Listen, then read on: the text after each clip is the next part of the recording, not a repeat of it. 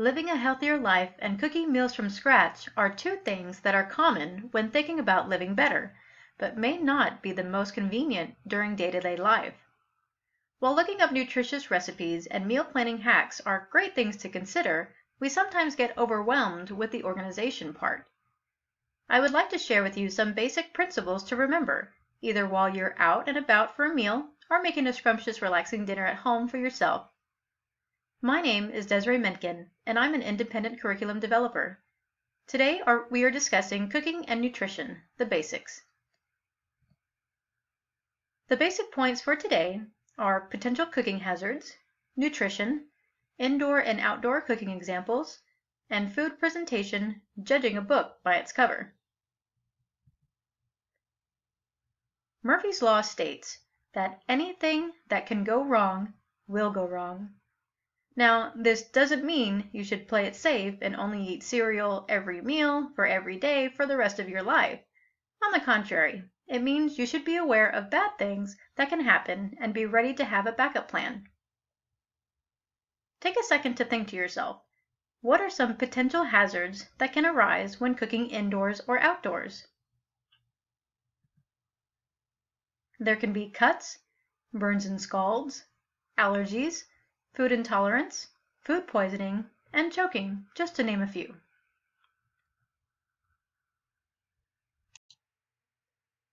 Burns and scalds fall into a similar category because they both deal with skin being damaged by a heat source. Burns occur when a physical heated solid item or flame meet bare skin, but scalds occur when steam, gas, or boiling harmful liquids meet bare skin. During any of those occasions, it's best that you know how to anticipate, help prevent, mitigate, and respond to them. Anticipate means to expect or predict. So, in order to stop a future hazard from happening, you need to know what can cause it. So what are some things that can cause a burn or scald while cooking? Coming into close contact with fire, touching the racks or inner metal lining of a heated oven, a cooktop or burner that is on, and don't forget our life-giving sun. It has harmful rays that can seriously damage our skin. Now these are just a few common examples. You might have also thought boiling water, steam, cleaning chemicals, or hot foods that we're about to put in our mouth. So to prevent means to keep those actions from happening. And now that you know it can cause a burn, you can now be on the lookout in preventing it. So how can someone stop themselves or others from getting a burn or scald when cooking? Containing an outdoor fire during a campout, wearing sunblock when hiking, wearing oven mitts when removing heated pans from the oven, or using wooden or plastic utensils when you need to stir heating foods. Now, as a side note, if you do use metal utensils, do not leave it in the oven or heated pan. But on the other side, possibly place it on a plate or paper towel until you are ready to use it. Take a look at this picture. What's wrong with it? A toddler is reaching for a potentially hot or heavy pan. The parent might be distracted or unaware of what's going on. And one thing that most of my students miss is the fact that someone is actually taking the picture instead of preventing a potentially dangerous set of hazards. Now, think about how you could correct this image. Pay attention to the child, keep her out of the kitchen, are answers that I most hear from my students. Though those are both excellent pieces of advice, not one of my students is old enough to be a parent. But please keep in mind that adults have these wonderful things in our lives known as distractions. So maybe the mom in the background just got some bad news and needed a breath for a second, or maybe that $100 safety gate broke and the little girl accidentally wandered away from where she was safe. Whatever the reason may be, yes, do be aware of your surroundings. But in the case of this picture, try maybe putting the heavy and hot pans on back burners, have handles facing away from the edges, and please do not take pictures of dangerous situations as they are happening. Now how about this? Try teaching a child about safety in the kitchen. Think about it this way. Would you rather want your little brother or sister to learn burn safety on the way to the hospital, or from you so that they know how to respect heat in the first place? Now, there are cases where coming in contact at close range with heat is unavoidable. For example, cooking over an open fire in the outdoors, boiling pasta, or getting ready to sink your teeth into some fresh and hot pizza. So, what are some things you can do to make heat less severe, painful, or serious for yourself when cooking? If boiling water or liquid, keep your face away from rising steam. Before serving others, check the temperature. And use tongs or long metal utensils when turning food while cooking outside. Now that you have an idea of how to anticipate, prevent, and mitigate a burn or scald, you are better prepared on how to react quickly during a state of emergency. But before you leap into action, you should know what kind of burn you're about to care for. There are 3 types of burns you should be aware of: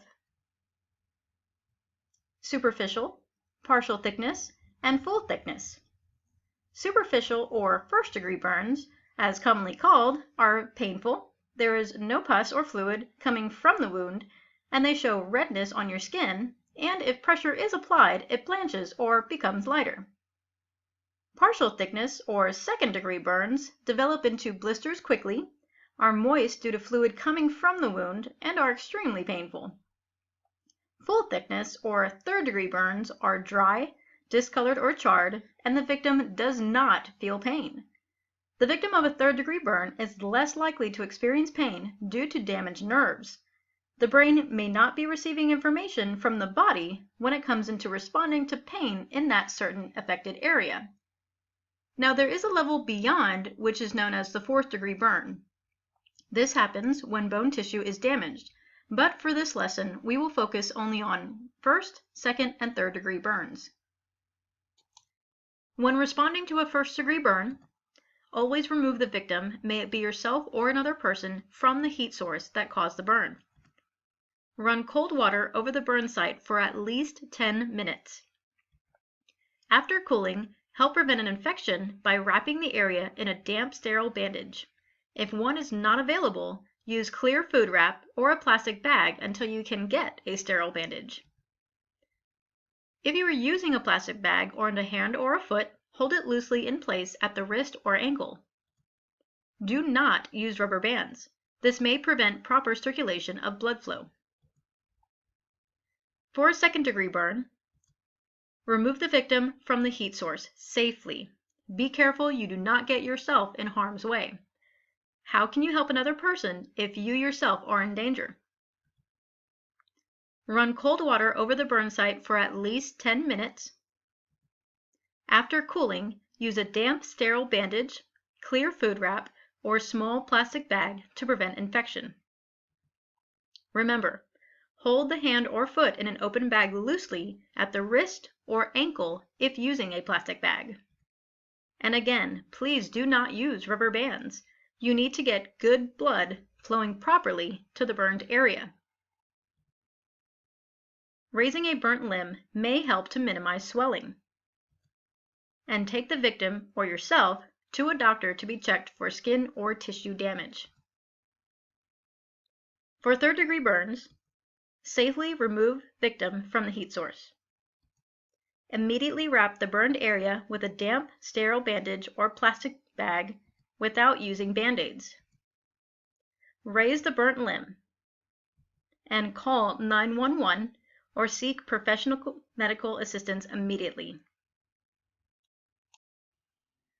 Another common cooking hazard is cuts. Let's take a look at how to anticipate, help prevent, mitigate, and respond to cuts. There are various ways that you can or someone else can get a cut. What do you think some of them are? A knife or sharp utensil, the ridge of an open can, broken glass, or the sharp edge of a table. So now that you know how cuts can happen, how can you help prevent them?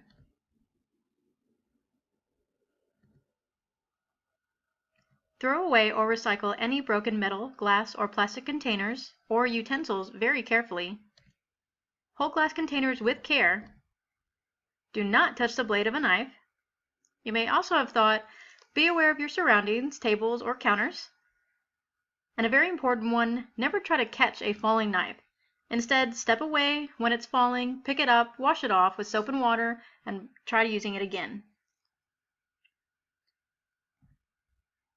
The best way to help a child prevent themselves from getting cut is to teach them proper knife safety. Show them how to cut away from themselves when using a knife. Tell them why they should never catch a falling knife. It's because they could cut themselves on the blade. And let them know that playing around knives is extremely dangerous. If a child is too young to learn knife safety, keep blades in high places that they cannot reach.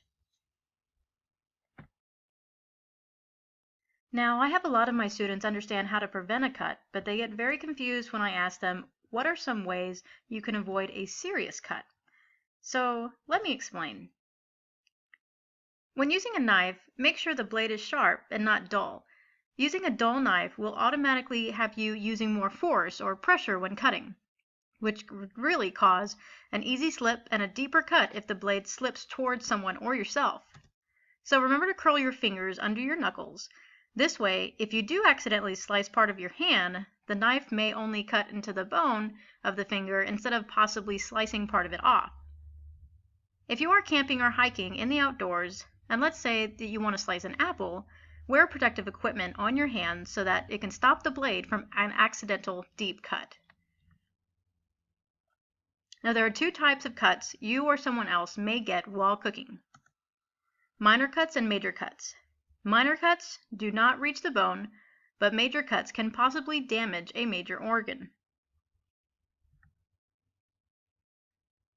In responding to a minor cut, clean the wound with soap and water to help prevent an infection. Apply ointment to the wound like Neosporin.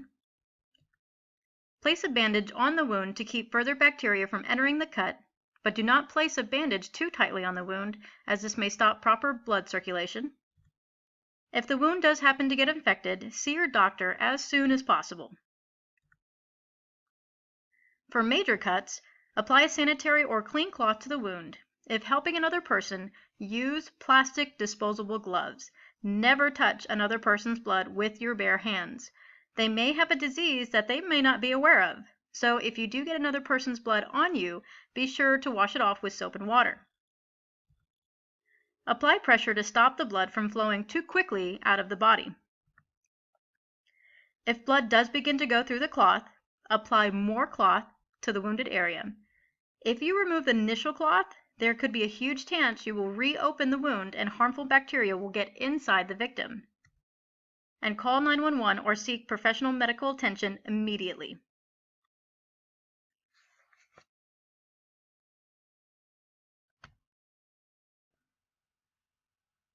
Now, if you come into any of these situations and you need to call 911, consider these steps. First, the 911 operator will say, 911, what is your emergency? Clearly and calmly state your name. They need to know who they're talking to. When a person hears their name during a stressful situation, a part of their brain actually clicks into a focus mode. Next, calmly tell them where you are. Again, seconds count, so emergency services need to know where the trouble is as soon as possible. So if they need to send an ambulance, they can sooner rather than later. Then tell the 911 operator about the emergency. Only give necessary details, facts, quickly and clearly. Take a deep breath will help. For example, if my friend was having a severe allergic reaction, I would say, my name is Desiree Dewan. I'm at the corner of Main Street and Elm in Austin, and my friend is having an allergic reaction and their throat is swelling up. Notice how when you start to speak about an emergency, your voice starts to get a little quicker and you might stutter. That's fine. They are used to those calls. Now, never interrupt a 911 operator unless the situation has changed. For example, my friend is dropped to the ground and is not breathing. Now the situation has changed.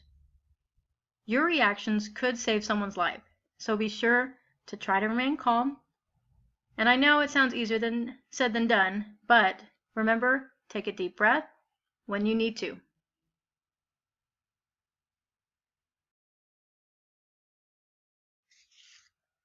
Now, hazards can also come in bacterial form. This means we may not be able to see the danger, so know the difference between clean versus sanitized. Clean means you can physically see a neatness. Sanitary means a lack of bacteria. Take a moment to think about your refrigerator. If you had to guess without seeing it, do you think it's clean? Now ask yourself this question.